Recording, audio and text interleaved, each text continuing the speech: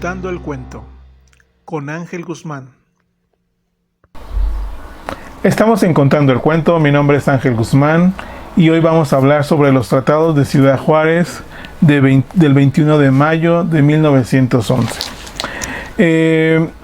Antes de tocar y llegar a este punto, vamos a hablar de un ilustre queretano que da pie a estos acontecimientos y es un personaje central después de los tratados de Ciudad Juárez.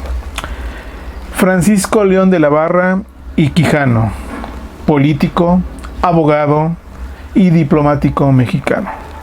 Nació el 16 de junio en la ciudad de Querétaro.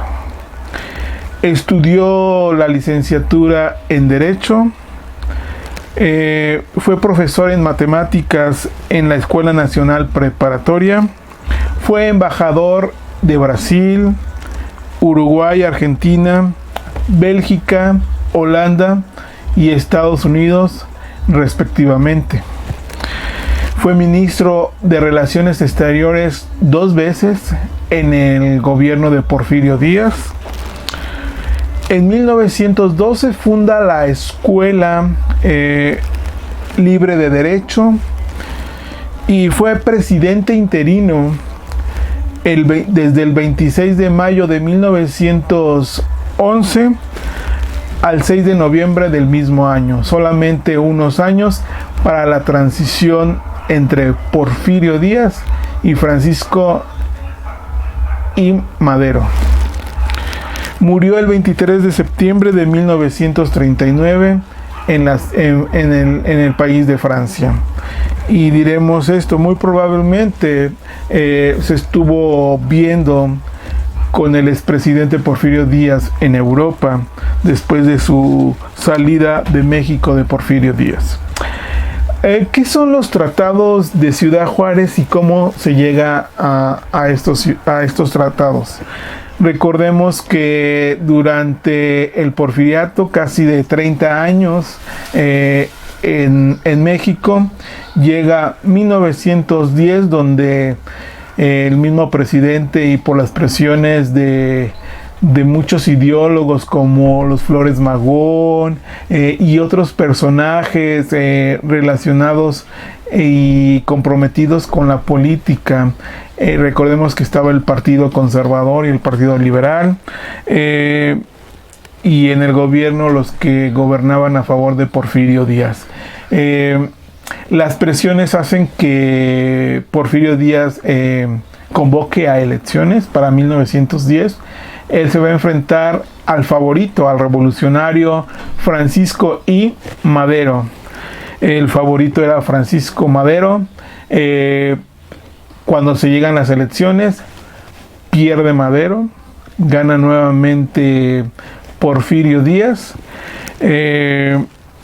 Madero sale de la Ciudad de México y empieza a tomar las armas contra el gobierno de Porfirio Díaz. Las fuerzas de Francisco Madero llegan a Ciudad Juárez y la toma de la Ciudad Juárez es cuando Porfirio Díaz decide dimitir como presidente de México y se firma el 21 de mayo de 1911 los tratados que se llaman los tratados de Ciudad Juárez. ¿Quién se va a encontrar ahí? Representantes de Porfirio Díaz, Francisco S. Carvajal.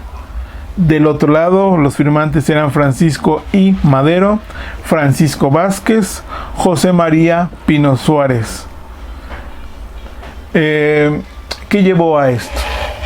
Estos tratados proponían la renuncia inmediata de Porfirio Díaz ante ya casi 30 años de gobierno, y esto es el fin del porfiriato.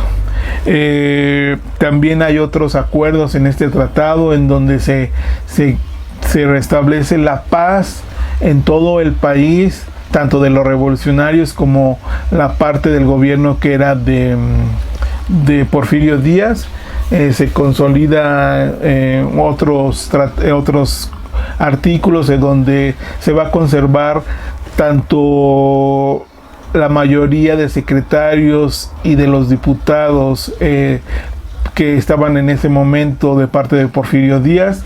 También vamos a hablar de que se van a restablecer las comunicaciones tanto del telégrafo como del tren inmediatamente.